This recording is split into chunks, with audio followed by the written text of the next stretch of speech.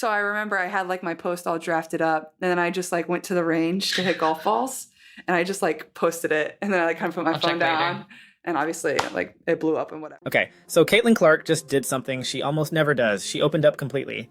I'm talking about the kind of honest, behind-the-scenes conversation that actually explains how someone becomes this good at basketball. Sue Bird, the WNBA legend, somehow got Caitlin to share stories we've never heard before.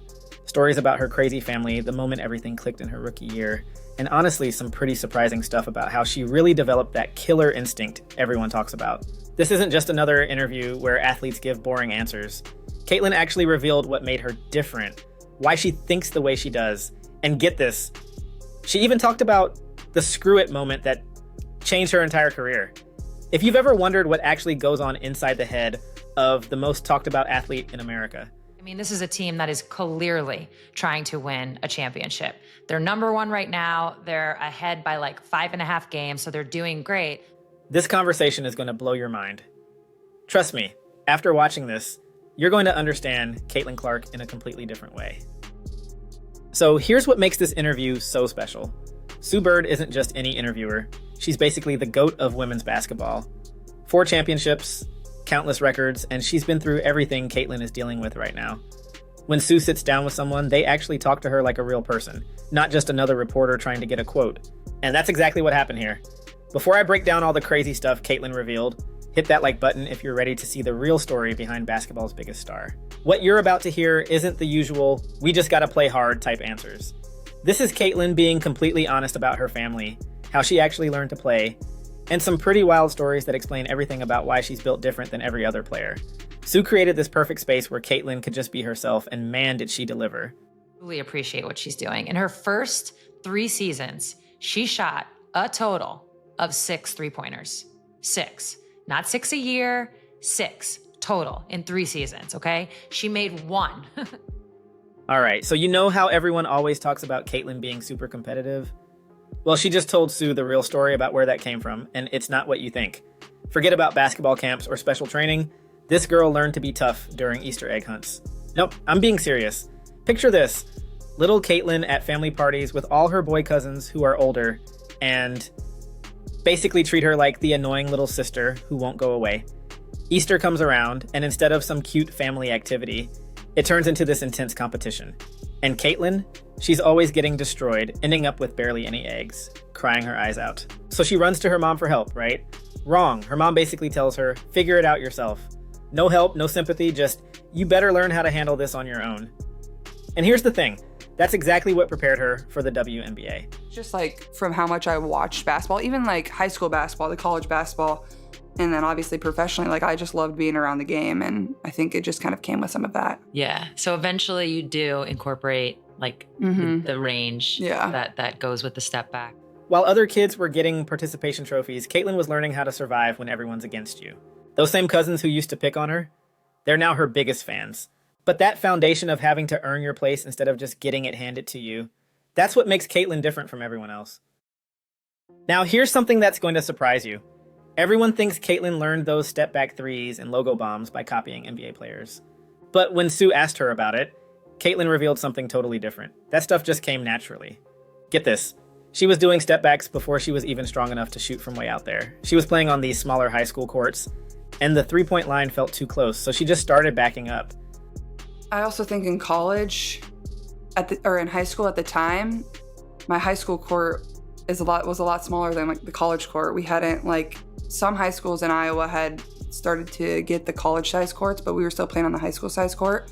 It wasn't some master plan or special coaching. Her body just naturally found the distance that felt right. Then when she got to college and got stronger, suddenly those movements that felt normal became these incredible shots that nobody had ever seen before. It wasn't about studying Steph Curry's tape, even though she watched him all the time. It was like her basketball brain was ahead of her body. And once everything caught up, boom, she became unstoppable. But here's where the interview gets really good. Sue asked Caitlin about her breakout moments, and instead of picking some game where she scored 40 points, she picked a loss. A game against Washington early in her rookie year, where they actually lost. But something huge happened for her mentally. Caitlin called it her screw it moment. After weeks of trying to be perfect, dealing with all the pressure of being the number 1 pick, and basically overthinking everything, she just decided to stop caring about what everyone expected, and just play basketball.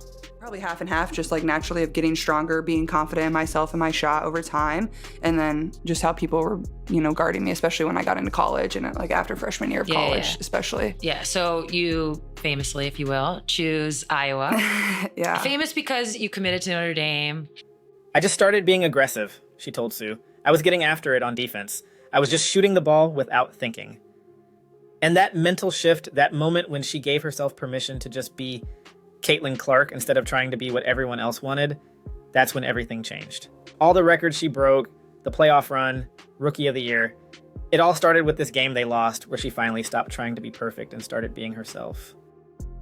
Now, Sue also got Caitlin to be really honest about how different the WNBA is from college, and this part is fascinating. In college, Caitlin said defenses were pretty basic, mostly just dropping back and letting her shoot. All I saw was drop coverage, she told Sue. I rarely saw teams really come after me. But in the WNBA, it was constant full court pressure. Every possession, someone's in her face trying to make her life difficult. And there was there's the classic golf outing, and at the time we didn't have to go, but my dad was playing and it was like a fundraiser for our foreign trip. And Coach Bluter was had gone up to my dad and was like, Caitlin's doing so well. And I was so proud to hear that. When my dad told me, I'm obviously I knew that. But I think it was just her belief in me more than anything. Matters. And instead of complaining about it, she just adapted. Started working on floaters, driving with her right hand, all these little things that weren't necessary in college but became essential in the pros. What I love about this is how honest she was about the mental side too.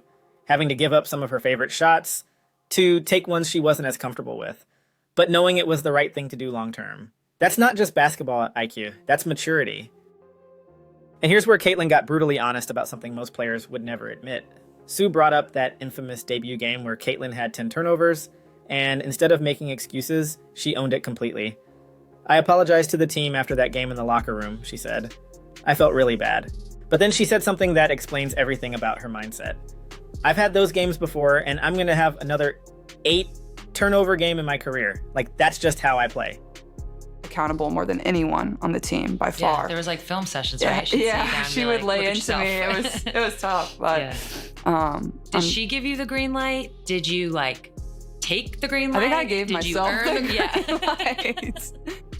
Think about that confidence. Most players would be devastated by a start like that. Caitlin, she basically said, yeah, that's going to happen when you play the way I do. She even joked that she probably led the NCAA in turnovers during her college career. And here's the key. She understands it's a trade-off.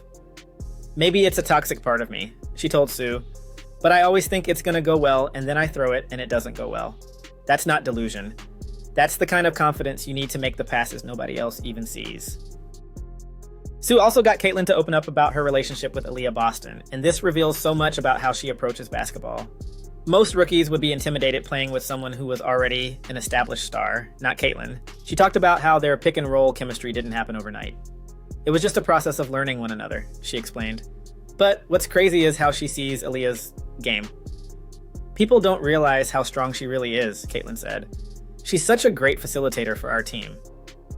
That's leadership right there. Instead of focusing on her own stats or her role, she's constantly talking up her teammates. She mentioned how, when she's been out this season, Aaliyah has been running the offense and how much she trusts her. That kind of respect and trust, that's how championship teams are built. Here's where the conversation got really real. When Sue brought up the injuries this season, Caitlin didn't give some fake positive answer. She was completely honest about how hard it's been, especially because she's never really had to deal with this before. I've never really dealt with injury, she told Sue. And that's probably been a challenge in itself because when I first started feeling pain, I didn't understand it. Think about that for a second. This is someone who played through everything in college, who was known for never missing games, suddenly having to figure out something totally new. She talked about how frustrating the stop and start nature of this season has been. Just when it's so much easier to coach when you're not actually playing, she said. You get to college, you lead the nation in scoring your freshman year. So the green light, whether it was given, earned, or whatever, there's a reason you had People it. forget that. I forget that. You forget that? I'm 26 my freshman year. Yeah, it's crazy. Because then what's even crazier is your sophomore year, you lead in scoring and assists. When you're in the game, everything's happening so fast. You have to give people grace. That level of self-awareness, that's special. Now here's something really interesting that Sue picked up on. Caitlin added serious muscle this offseason, and when Sue asked about it, Caitlin's answer was pretty revealing. She basically had to turn herself into a different type of athlete to survive in the WNBA. I hadn't always realized how strong I actually am, she told Sue. You look at me and I probably don't look the strongest, but I am. That strength isn't just for show.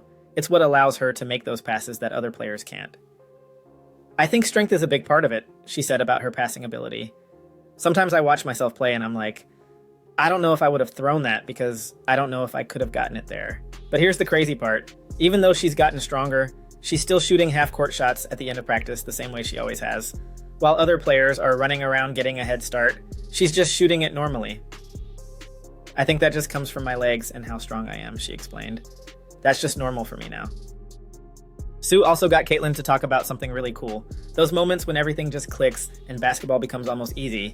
Caitlin calls it getting in the zone, but the way she described it to Sue was incredible. The basket feels this big, she said, stretching her arms out. You continue to shoot, you continue to find the open teammate, whatever it is. The game just feels easy. But here's what's special. She thinks you can actually train yourself to get into that state more often. I think you get into those moments and you kind of just feed off of it, she explained. You're building on it. She talked about having moments where she impresses herself, where she's laughing because what she just did was stupid ridiculous. That joy in the game, that ability to surprise even herself, that's what makes watching her so fun. And Sue got Caitlin to open up about something that shows who she really is as a person, her relationships with her college teammates. These aren't just former teammates to her, they're family. They're my best friends at the end of the day, she told Sue. I talk to them all the time. Even the ones she doesn't talk to regularly, she stays in touch with. When one of them got married recently, it killed her that she couldn't be there because of all-star commitments. But here's what really shows her character. She gives all the credit to Coach Bluter for building that culture. She's probably one of the best team builders there is, Caitlin said. That's always what she was known for. She talked about how even former Iowa players from years before her team were close-knit, and how that tradition continues today. That loyalty, that appreciation for the people who helped her get here, that's not something you can fake or teach. That's just who Caitlin Clark is. And then Sue asked about something we all wonder about. How does Caitlin handle all the attention and criticism? Her answer was incredible. She talked about working with a sports psychologist in college, specifically because the spotlight got so bright and how they discussed social media being like a drug. You read all this good stuff about yourself and you're like, this is amazing, as she explained. Then you have a bad game and it's like, oh no. But here's the key. She learned early that real confidence has to come from inside. I know how much time I've spent in the gym, she told Sue. I know the work I've put in. I know what I've accomplished. That's not just athlete talk. That's someone who's figured out something really important about where real confidence comes from. As this conversation wrapped up, something became super clear. We're not just watching a talented basketball player deal with fame. We're watching someone who's been preparing for this moment her whole life, from those crazy family gatherings to the pressure at Iowa, to now carrying an entire league on her shoulders. The way Caitlin talked about her injuries, how she handles criticism, and how much she genuinely cares about her teammates. All of that shows us why she's not just successful now, but why she's going to keep being successful. This interview with Sue Bird gave us something we almost never get. Real insight into how greatness actually happens. Not through highlight videos or stats, but through family experiences that teach you to be tough, natural instincts that get better over time, and most importantly, the kind of self-awareness that lets you keep growing even when you're already at the top. Look, Caitlin Clark is obviously an incredible basketball player, but what this conversation showed is that she's also incredibly smart about handling everything that comes with being the face of a sport. The maturity, the work ethic, the way she treats people, that's what's going to make her special for years to come. If you made it this far, drop a comment down below so I know you stuck around for the whole thing. And seriously, if you haven't heard this full interview yet, go find it. This is the kind of conversation that reminds you why sports are about so much more than just the games. Thanks for watching, and I'll see you next time.